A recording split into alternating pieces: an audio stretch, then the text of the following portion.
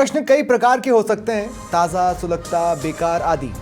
पर एक प्रश्न वो भी होता है जो बहुत पुराना होता है, बहुत मतलब बहुत 100 साल से भी पुराना।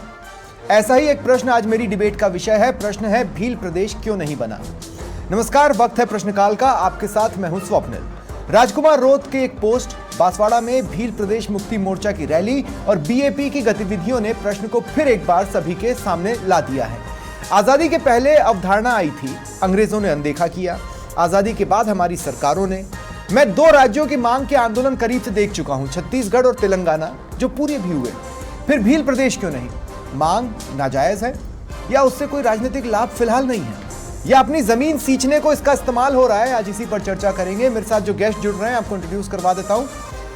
बीजेपी के पूर्व सांसद हैं कनकमल कटारा जी, जो कि मेरे साथ जुड़ रहे हैं। कांग्रेस के प्रवक्ता है पौरुष भारद्वाज जी, जो मेरे साथ जुड़ रहे हैं। प्रोफेसर जितेंद्र मीणा, राष्ट्रीय प्रवक्ता है बीएपी के। आप सभी का स्वागत है समाचार प्लस पर। कनकमल कटारा जी, मैं आपसे शुरुआत कर रहा हूं।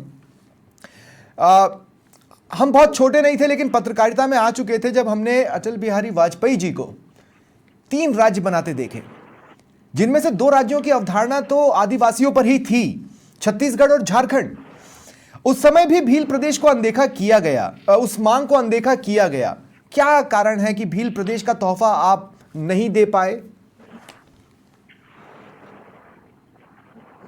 देखिए, भील प्रदेश अपनी मांग को लेकर के अपने जाति विशेष का यह राज्य बनाना, उसमें कई सांसद पहले भी इस तरह से कहते हैं। मैं 1994 में अटल जी के समय में सांसद राज्यसभा में था। हमारे गुजरात से सोमजी भाई डामोर, हमारे अरविंद जी नेताम बस्तर से पीए संगमा जी लोकसभा के अध्यक्ष थे, और ये सब चर्चा आपस में बैठ करते थे कि अपने आदिवासियों का एक अलग राज्य होना चाहिए, ये भील प्रदेश होना चाहिए। उस समय यही बात चलती थी, लेकिन वो उसके 25-30 साल हो गए, अभी भी उसका कोई सही ढंग से बात नहीं हो पाई। जो भी आता है वो अपना जमीन तैयार करता है और फिर वो साइड हो जाता है, और उस बात को अपने समाज के अंदर जिस तरह से जो युवाओं को मुख्य धारा में ला करके विकास करना, यानी शिक्षा से लेकर के चिकित्सा, व्यवसाय। नहीं, लेकिन कनकमल जी, उसी अवधारणा पे तो हमने छत्तीसगढ़ और झारखंड दिया था ना। थोड़ा सा सोचने का विषय है। नहीं, लेकिन उसी अवधारणा पे हमने छत्तीसगढ़ और झारखंड दिया था ना, वो भी तो आदिवासी बाहुल्य इलाके हैं। ये समय बताएगा, ये समय बताएगा। ये मांगे तो पहले भी चलती आ रही है, अभी भी ये हो रहा है। वो उस दिन समय आएगा, उस दिन इस तरह से बात जो है वो, जब ये बात हुई है तो उसके बारे में बात, वो वितरण बिंदु आगे चलेगा। नहीं, मैं इस तरीके से देख रहा हूं कि जैसे उत्तराखंड राज्य की अवधारणा, एक पहाड़ी राज्य की अवधारणा 1960 के दशक में आई थी। 1960 के शुरुआत में सीपीआईएम का मुंबई अधिवेशन था, जिसमें यह कहा गया कि उत्तराखंड एक राज्य होना चाहिए। उसको हमने एंडोर्स कर दिया जब उत्तराखंड बनाया। 1913 में उठी भील प्रदेश की मांग को हम अब तक एंडोर्स नहीं कर पा रहे हैं। कोई तो कारण होगा ना। मतलब आपको क्या लगता है कि यह मांग ही नाजायज है, या क्या लगता है? ऐसा है कि अभी वो समय कह रहा हूं ना, जो इस समाज का जो विकास होना चाहिए उस और हमें ध्यान देना चाहिए, तो अपने आप बात हो जाएगी आगे क्या करना है। इसके पहले इससे अपनी मुख्य धारा से हट करके दूसरी बात उसमें भटकाने से ये समाज और थोड़ा पीछे हो जाता है।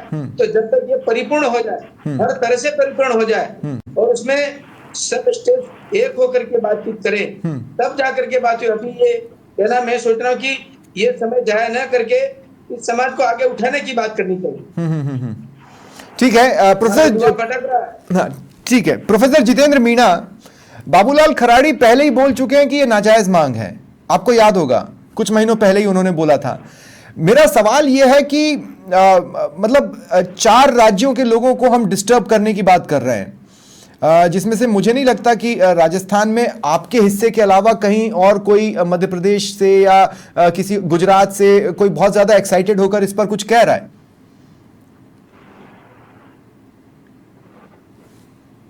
मैं बोलूं? नहीं, जितेंद्र मीणा जी से मेरा सवाल है। आप म्यूट पर है जितेंद्र भाई, हटा लें। जी हाँ। जी देखिए, पहले तो हमारे पूर्व सांसद महोदय ने जो बात कही जाति विशेष वाला मामला, मैं उसको थोड़ा सा और क्लैरिफाई कर देता हूं उन्हीं की बात को, कि नागालैंड का जो फॉर्मेशन हुआ वो नागा कम्युनिटी के बेसिस पर हुआ। इसी तरीके से मिजोरम का जब राज्य बना था तो वो भी इसी लाइन पे बना था, समुदाय विशेष की लाइन पर, भाषाई लाइन पर, संस्कृति की लाइन पर। इस देश में राज्य पुराने समय से बनते आ रहे हैं, ये कोई नई चीज नहीं है, पहली बात। दूसरी बात जो है वो ये है कि देखिए, पहली बार जिस झारखंड प्रदेश का गठन 2000 में हुआ, उसकी सबसे पहले मांग जो है 1927 में छोटा नागपुर उन्नति समाज ने उठाई थी। कब? 1927-28 में। और तब से वो मांग लगातार चली और 2000 में जाकर के प्रदेश का सपना साकार हुआ।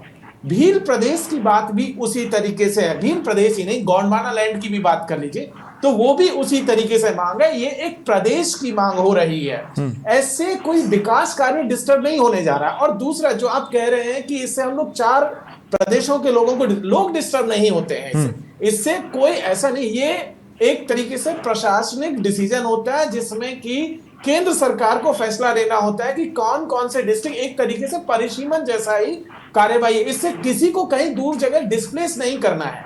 सेंट्रल गवर्नमेंट ने, आपने देखा होगा कि आज से 5 साल पहले जम्मू एंड कश्मीर और लद्दाख वाले मामले में कितना एक्शन लिया। एक्शन के बाद तुरंत जम्मू को और कश्मीर को यूनियन टेरिटरी बना दिया, लद्दाख को अलग टेरिटरी बना दिया। उसके लिए माइग्रेशन नहीं हुआ, उसके लिए कोई लोग डिस्टर्ब नहीं हुए। हाँ, लेकिन जितेंद्र भाई, 4 राज्यों की ठेकेदारी आप कैसे उठा सकते हैं? देखिए एक चीज ये है, ये हमारी मांग है, ओके। उस मांग में लगातार देखो जन समर्थन मिल रहा है। इस बात को आप देख रहे होंगे, आज सिर्फ राजस्थान में नहीं, मध्य प्रदेश में भी, महाराष्ट्र में, गुजरात में भी लगातार जगह जगह जहां भी जिस इलाके को हम भील प्रदेश में शामिल करें वहां इस मांग को समर्थन मिल रहा है। नहीं, पर एक डिफरेंस है जितेंद्र भाई, एक डिफरेंस है। आप देखिए, जब आपने मिजोरम की बात की, आपने दूसरे राज्यों की, जैसे छत्तीसगढ़ की बात मैं कर रहा था या झारखंड की मैं बात कर रहा था, वहां पे मेजोरिटी ही उन्हीं की थी। आप जिन हिस्सों की बात कर रहे हैं वहां पर भी टोटल मेजोरिटी भील की नहीं है, टोटल मेजोरिटी। देखिए एक टोटल मेजोरिटी का फैसला कैसे होता है? पॉपुलेशन काउंट कर लें आप, पॉपुलेशन है। अगर हम छत्तीसगढ़ की भी एग्जांपल की बात करें या झारखंड एग्जांपल की भी बात करें तो छत्तीसगढ़ में आज की तारीख में सबसे ज्यादा 32% आदिवासी आबादी है, बिल्कुल 32%।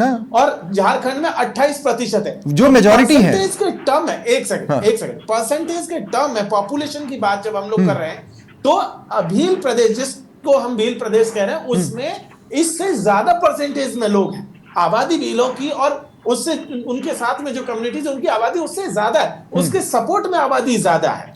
तो इसलिए हम इसको ये नहीं कह सकते हैं कि इसकी डिमांड करने वाले लोगों की संख्या कम है। परसेंटेज के मुकाबले अगर बात करेंगे तो झारखंड और छत्तीसगढ़ से भी ज्यादा यहाँ पर। ठीक है, पौरुष भारद्वाज, मैं आपको भी शामिल कर रहा हूं। देखिए, आप लोगों ने रोध होकर एक तेलंगाना दिया था, वो भी रोध होकर दिया था, ये मैं जानता हूं क्योंकि उस वक्त मैं तेलंगाना में ही था। उस आंदोलन से हम भी कई बार झुलसे एक आम नागरिक के तौर पर। मैं ये कह रहा हूं कि भील प्रदेश की मांग को आजादी के बाद भी कभी लंबे वक्त तक नहीं सुना गया, तो कांग्रेस का भी तो कोई एक माइंड फ्रेम रहा होगा ना कि हम उसको एक अलग प्रदेश के तौर पर नहीं देखते हैं या हम उसको देखना नहीं चाहते हैं, या क्या माइंड फ्रेम था कांग्रेस का? देखिए स्वप्निल भाई, मैं सबसे पहले इस बात को कहना चाहूंगा कि कांग्रेस पार्टी निश्चित तौर पे इस मांग का सैद्धांतिक तौर पे समर्थन करती है कि भील प्रदेश एक होना चाहिए। अच्छा। और साथ साथ जो भारतीय जनता पार्टी इस पे आपत्ति ये जताती है कि साथ ही जाति के आधार पर बन रहा है, तो मैं इस बात को, इस भारतीय जनता पार्टी की बात को सिरे से खारिज करूंगा कि एक जाति के आधार पर नहीं होकर के सांस्कृतिक आधार पर राज्य बनाने की मांग है। जैसा कि मेरे से पहले भाई जितेंद्र जी ने बताया कि नागालैंड, मिजोरम इत्यादि जो राज्य हैं वो इस आधार पर बन चुके हैं। भाषाई संस्कृति के आधार पर हम बात करें तो देखिए, पंजाब राज्य, उसका गठन जो है वो भाषा के आधार पर हुआ। अविभाजित भारत का जो सिंध था उसका भी जो है गठन इसी आधार पर हुआ।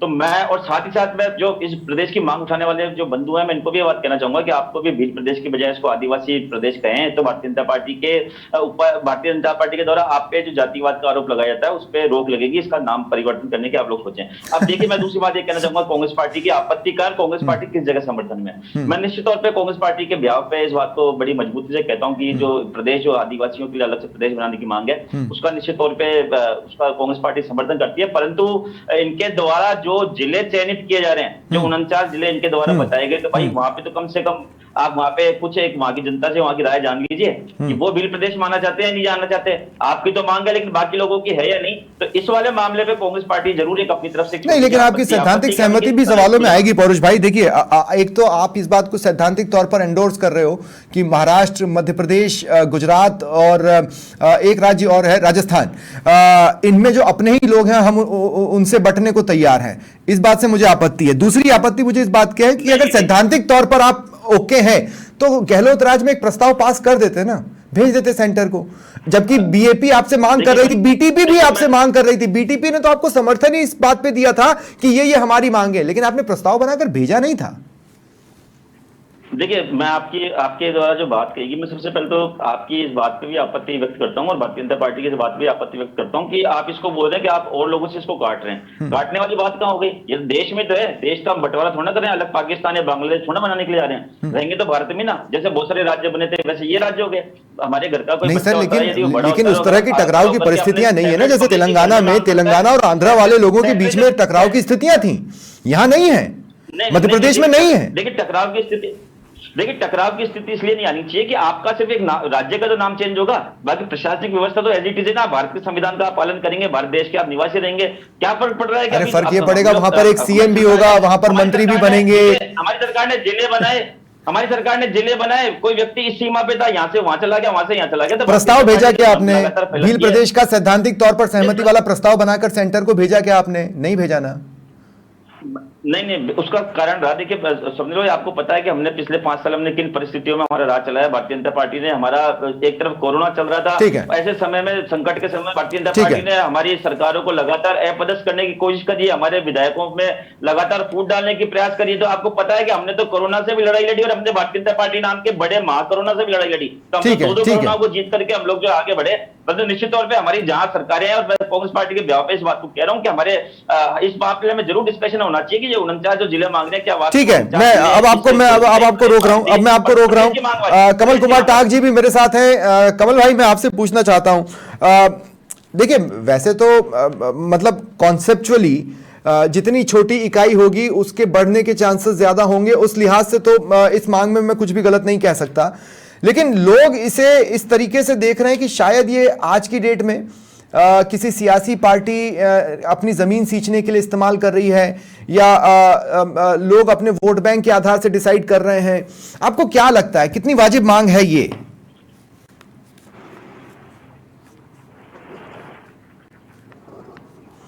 कमल कुमार टाक जी, आप म्यूट पर हैं, हटा लें। जी। तो मांग वाजिब तब बनती है जबकि उसमें लोगों का समर्थन बड़ी संख्या में आए। विशेष करके जो एक बात निकल के आई है अभी चर्चा में, वो ये बात हुई है कि उन्हीं जिलों के अगर हम लोगों से पूछेंगे और अगर उनका रेफरेंडम करा सकते हैं, जो अपने ही स्तर पर हो सकता है, अपने ही लोगों के द्वारा हो सकता है, आजकल तो ट्विटर व्हाट्सएप पे भी होता है, लेकिन उसको और लार्ज स्केल पे भी करा सकते हैं पार्टियां, संगठन जो काम करते हैं।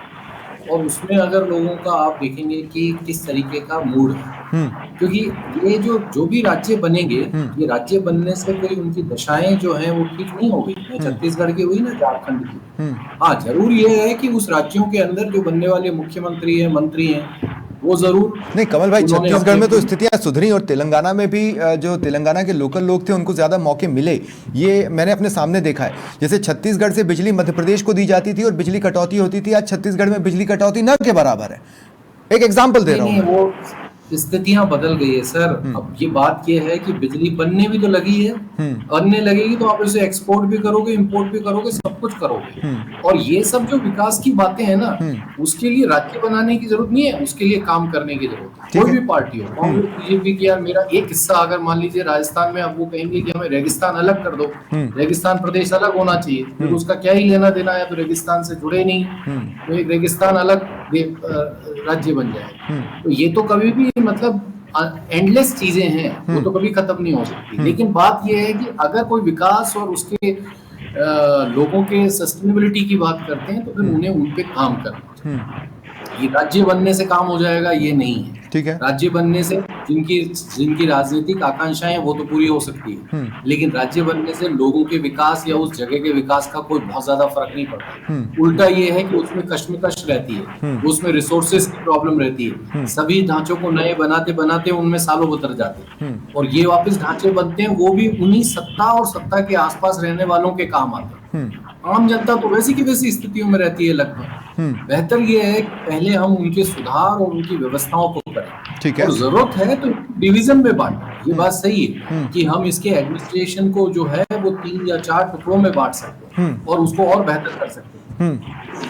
हाँ नहीं, लेकिन फिर इसमें एक सवाल ये भी बनता है कि भाई मतलब राजस्थान का वो हिस्सा ऑलरेडी टीएसपी क्षेत्र है, उसको ऑलरेडी एक बात है। और फिर ये डेमोक्रेसी, अगर मान लीजिए जनता पूरी तरीके से आती है और उन्हें अगर मान लीजिए कोई ऐसी चीज चाहिए ही चाहिए और जनता पूरे सघनता के साथ, बड़ी संख्या के साथ इसकी बात करती है जो 80% से ज्यादा हो, तो फिर बात भी बन सकती है। ठीक है, लोकतंत्र में सब कुछ संभव है। ठीक है। तो कनकमल कटारा जी, मुझे आप एक बात बताइए, अभी आप जातिगत जनगणना करवाने वाले हैं, आपको मोटे तौर पर इन तमाम जिलों की ये परिस्थितियां पता चल जाएंगी कि वहां पर भील ही ज्यादा हैं या नहीं है।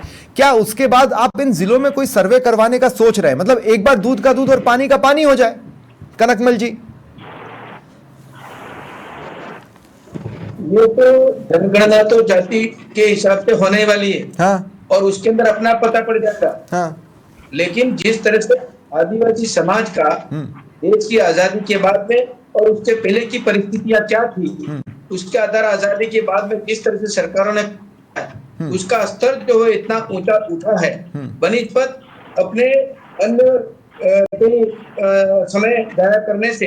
आपको याद होगा जैसे 1998-99 में माननीय अटल बिहारी वाजपेयी जी थे, एसटी आयोग, अलग से जनजाति आयोग का गठन किया, इसके बाद अलग से मंत्रालय बनाया, हाँ। और उसके बाद में जिस तरह की परिस्थितियां नहीं, पर छोटी इकाइयों के तो आप समर्थक रहे हैं ना कनकमल जी, छोटे राज्यों के आप समर्थक रहे हैं। और आदिवासी क्षेत्रों में जिस तरह से एकलव्य विद्यालय कायम किए, इनकी शिक्षा के लिए जिस तरह से उच्च स्तर की शिक्षा इनको मिलने वाली है, और ये सब कायम धरातल पर आदिवासी क्षेत्र के अंदर ये उठाने के लिए जो आज एक ऐतिहासिक काम आदरणीय प्रधानमंत्री जी ने किया है ना, तो ये बहुत बड़ी नहीं, लेकिन कनकमल जी सवाल ये नहीं है, कनकमल जी सवाल ये है कि आप छोटे राज्यों के पक्षधर रहे हैं, लेकिन उन छोटे राज्यों के पक्षधर रहे हैं जहां पर किसी न किसी रूप में आंदोलन के आप समर्थक रहे हो, इसीलिए शायद भील प्रदेश आप न पचा पा रहे हैं, न उगल पा रहे हैं। पचाना न पचाने से कोई लेना देना नहीं है। हम तो कह रहे हैं कि ये जो समय है ना, जनप्रतिनिधि आता है, एक बार उसकी हाइट ऊंची होगी कि मैं बन गया, तो उसके लत लग जा रही है, तो मैं समुच्चय पर प्रतिष्ठित होते रहेंगे, कायम होते रहेंगे, और काम तो चलेगा, फिर वो चले जाएंगे 5 साल 10 साल, इससे ज्यादा क्या होगा। लेकिन मूलभूत आदिवासी समाज को उत्थान करना है, तो ये काम तो पहले ये किया, और जनप्रतिनिधि को चाहिए कि आज जैसे आवास की योजना है, आवास में कौन जनप्रतिनिधि ऐसा जिसके अंदर अपने गांव में जाकर के इतने लोगों का नाम जुड़वाए, कितने कृषकों को इनको लाभ देने का काम किया है, कितने उनके जितने भी योजना है उनके अंदर कौन व्यक्ति कर रहा है। जनप्रतिनिधि भाषण देते हैं, इधर तो रह जाते हैं, लेकिन जो निचले धरातल काम कर रहे हैं तो भारतीय जनता पार्टी का कार्यकर्ता, और ये जनजाति समाज से जुड़ा हुआ पार्टी से वो काम कर रहा है। बाकी सब जो है वो आपको पता लगेगा डिस्ट्रिक्ट लेवल पर। ठीक है। कई लोग बीएपी द्वारा इस मांग को उठाए जाने को एक साजिश के तहत भी देख रहे हैं। जितेंद्र मीणा जी, मैं आपसे बोल रहा हूं, मतलब एमपी में ऐसा नहीं है, गुजरात में ऐसा नहीं है, लेकिन राजस्थान में तो टीएसपी घोषित है ना, टीएसपी के अपने बेनिफिट्स होते हैं। तो अगर बेनिफिट्स अगर ट्राइबल कम्युनिटी को मिल रहा है, तो फिर क्या ऐसी स्थिति है कि इसी एरिया के लोग शायद संतोषी प्रवृत्ति के नहीं है? ये तो हुआ सवाल नंबर 1। सवाल नंबर 2 ये कि आपकी जमीन हिलते देखी हमने, आपके एक विधायक का क्या हश्र हुआ वो सभी जानते हैं। तो क्या बीएपी को दोबारा स्टैंड करने के लिए इस मुद्दे को बीएपी हवा दे रही है? ये सवाल आज सोशल मीडिया पर चले हैं, आपने भी पढ़े होंगे। जी देखिए, 2 चीज मैं आपका पहले हमारे पूर्व सांसद साहब जो बात कह रहे थे, पूर्व सांसद साहब की बातों से एक चीज समझ में आ रही थी कि सांसद साहब की जो पार्टी की जो पॉलिटिकल पोजीशन है स्टेट्स को लेकर के, वो हमेशा से छोटे स्टेट्स के समर्थक में रही है, हमेशा से। आप लद्दाख का मामला देख लीजिए, लद्दाख से पहले तीनों 2000 के आसपास के स्टेट देख लीजिए, और पहले भी देख लीजिए, तो लगातार तो पॉलिटिकली उनकी जिस पार्टी से बिलोंग करते हैं वो छोटे स्टेट। लेकिन उनकी दिक्कत ये है क्योंकि यहाँ ये मांग जो है बीजेपी ज्यादा जोर शोर से उठा रही है, तो वो अपने आप को थोड़ा सा अलग दिखाने की कोशिश कर रहे हैं। तो सांसद जी, आपको ऐसा करने की जरूरत है नहीं, आपकी पार्टी समर्थन में है, इस बात को आप समझिए। दूसरी चीज, जो हमारे साथी अभी आपसे पहले जो बात कह रहे थे कमल जी, जो उन्होंने कहा कि भाई देखो ऐसा है कि बड़े राज्यों मतलब छोटे राज्यों की जरूरत नहीं है। देखिए, एक चीज ये समझिए कि जब आजादी के बाद जब स्टेट रिऑर्गेनाइजेशन कमीशन बना था 1954 में, तो उसका मकसद यही था कि हम कैसे ज्यादा बेहतर तरीके से चीजों को कंट्रोल में ला पाए, ज्यादा बेहतर तरीके से प्रशासनिक तरीके से काम कर पाए, ज्यादा बेहतर तरीके से लोगों को बेनिफिट्स दे पाए। नहीं, लेकिन आपके इलाके में तो टीएसपी के बेनिफिट्स मिल रहे हैं ना, टीएसपी के जो ऑटोमेटिक बेनिफिट्स हैं वो तो मिल रहे हैं। स्वप्निल जी, टीएसपी एक अलग मामला, टीएसपी पे भी आते हैं। तो ऐसे में जब हम लोग पूरा इस बात की कह रहे हैं, तो हम ये कह रहे हैं कि पूरा का पूरा ये जो इलाका है, सिर्फ टीएसपी तो 4 जिले हैं ना, आप पूरा हिस्सा देखिए जो टीएसपी से बाहर गुजरात, महाराष्ट्र से लगता हुआ या जो आपका मध्य प्रदेश से लगता हुआ हिस्सा है, उस हिस्से में स्थिति देखिए। आज की तारीख में मध्य प्रदेश के आदिवासियों की स्थिति देखिए। नहीं, मैं आपकी बात समझ गया हूँ, दर्शक भी समझ गए होंगे। जितेंद्र भाई, एक छोटा सा सवाल है, मैं ये कह रहा हूं, मान लीजिए भील प्रदेश बन गया, तो फिर वहां पर सारी चीजें, मतलब नौकरियों से लेकर सारी चीजों में ये आरक्षण वाला फॉर्मूला लग जाएगा, ये सारी चीजें हो जाएंगी, तो उतना बेनिफिट आप सोच रहे हैं, जरूरी थोड़ा है कि उतना बेनिफिट मिल ही जाए। एक चीज देखिए, कोई भी प्रदेश बनता है, जो संवैधानिक प्रावधान है, जो संसद के जो प्रावधान है, वो सारे के सारे उसमें भी लागू होते हैं। वो कोई नए सिरे से कोई नई चीज लेकर के नहीं आता है, वो संवैधानिक दायरों में रह करके ही काम करता है। तो चाहे रिजर्वेशन का मसला हो, चाहे और किसी पॉलिसी, वही पॉलिसीज फॉलो की जाएंगी जो आपका पार्लियामेंट की तरफ से पास की गई है या संविधान की पॉलिसीज है। तो इसलिए कोई नई चीज नहीं है, किसी को डरने की भी जरूरत नहीं। ठीक है पौरुष भारद्वाज, मैं एक कमेंट आपसे भी चाहता हूं कि झारखंड में जब अलग आदिवासी धर्म कोड बिल की बात होती है तो कांग्रेस भी समर्थन करती है, बीजेपी भी समर्थन करती है, लेकिन यहीं आकर, अच्छा मुझे ये बताया जा रहा है सांसद राजकुमार रोत इस वक्त मेरे साथ फोन लाइन पर जुड़ गए। राजकुमार भाई, स्वागत है आपका समाचार प्लस पर। जी जी सर। राजकुमार भाई, लोगों को डाउट है कि बीएपी को दोबारा खड़ा करने के लिए आपने ये मांग उठाई, हालांकि ये मांग 1913 से चली आ रही है, ना अंग्रेजों ने सुनी, ना कांग्रेस ने, ना एनडीए ने, इसके बावजूद भी। बिल्कुल बिल्कुल, देखो सब पॉलिटिकल लीडर अपने अपने हिसाब से आरोप प्रत्यारोप करते हैं। मैं खुद कहता हूं कि ये डिमांड मेरे अकेले की नहीं है, ना मैंने शुरुआत की है, ना भारत आदिवासी पार्टी अकेले की है। ये आज भारत आदिवासी पार्टी और ऐसे में सांसद और हमारे विधायक दमदार तरीके से इसलिए उठा रहे हैं कि क्षेत्र की डिमांड जरूरतें हैं, वर्तमान मांग है। और ये ऐतिहासिक पृष्ठभूमि से मैं आपको क्लियर करना चाहूंगा 1 मिनट के अंदर कि जो लोग सवाल जवाब कर रहे हैं, कंफ्यूजन है, डाउट है जिनका, कि ये जो डिमांड है वो संवैधानिक दृष्टि से अगर देखा जाए तो कल्चर के आधार पे चारों राज्यों के ट्राइबलों का कल्चर सेम मिलता है, भाषाई आधार पे लैंग्वेज सेम है, स्थानीय भौगोलिक क्षेत्र के हिसाब से, और वर्तमान जो डिमांड है, तो ये संवैधानिक जो प्रावधान है नए राज्य बनाने का, किसी भी मामले में कोई नहीं। लेकिन राजकुमार भाई, आप मेजोरिटी का डिसीजन खुद क्यों ले रहे हैं? मेरा कहने का मतलब है कि एक तो भील प्रदेश के जितने भी जिले हैं उनमें मिलाकर मेजोरिटी भील की नहीं बनती, ये आप भी जानते हैं, मैं भी जानता हूं, काउंट के हिसाब से। बिल्कुल बिल्कुल बिल्कुल। तो फिर आप मेजोरिटी का डिसीजन खुद क्यों ले रहे हैं?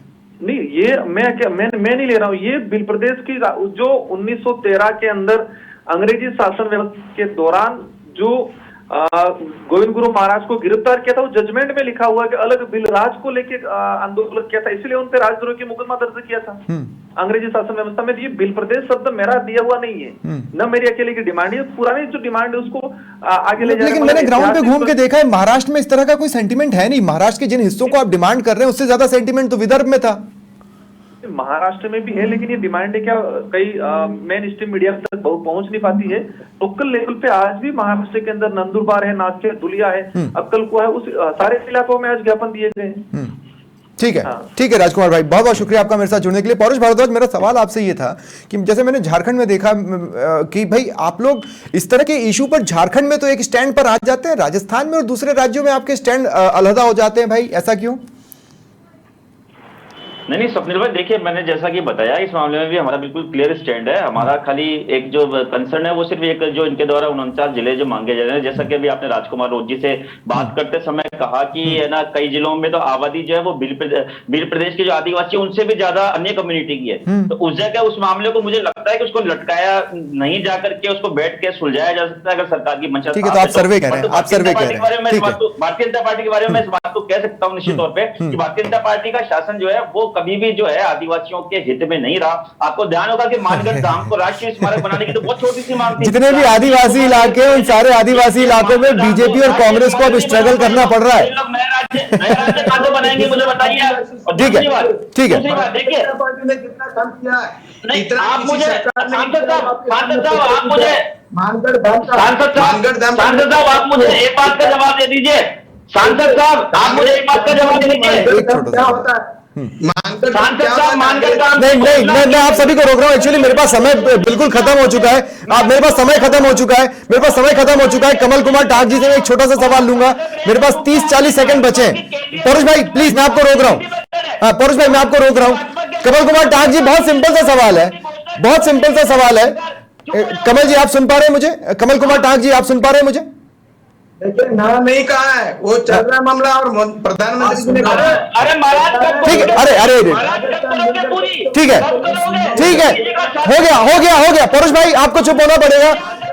परुष भाई आपको चुप होना पड़ेगा। कनकमल जी मेरा आपसे रिक्वेस्ट है, अरे आपस में नहीं लड़ना है भाई, 2 मिनट रुकिए। ठीक है, आपस में नहीं लड़ना है। कमल भाई मेरे पास टाइम नहीं बचा, मैं आपके पास आना चाह रहा हूँ। चले मैं देखिए मैं किसी को म्यूट करना पसंद नहीं करता हूं, इसलिए मैं म्यूट नहीं करूंगा, लेकिन ये रिक्वेस्ट जरूर करूंगा। परुष भारद्वाज आपको चुप होना पड़ेगा। परुष भारद्वाज हो गया, बस परुष भारद्वाज आपको चुप होना पड़ेगा। कनकमल जी मैं आपको भी रोक रहा हूं, आप दोनों को चुप होना पड़ेगा। कमल कुमार टाक जी बहुत सिंपल सी बात है, इस बात को ध्यान से सुनिएगा। झारखंड हो या कोई भी राज्य, आदिवासियों के बीच में बीजेपी और कांग्रेस दोनों की पकड़ कमजोर हुई है, इसीलिए तो तीसरी पार्टियां बनी है या उभरी है। मानगढ़ धाम कब घोषित होगा ये बता दीजिए सांसद साहब। नहीं मैं क्लोजिंग नहीं ले पाऊंगा। आदिवासियों में विश्वास नहीं, ठीक है कमल भाई, आई एम सॉरी मैं आपका क्लोजिंग कमेंट नहीं ले पा रहा हूं, लेकिन बहुत बहुत शुक्रिया आप सभी का मेरे साथ जुड़ने के लिए और इस चर्चा में शामिल होने के लिए। फिलहाल इतना ही, नमस्कार।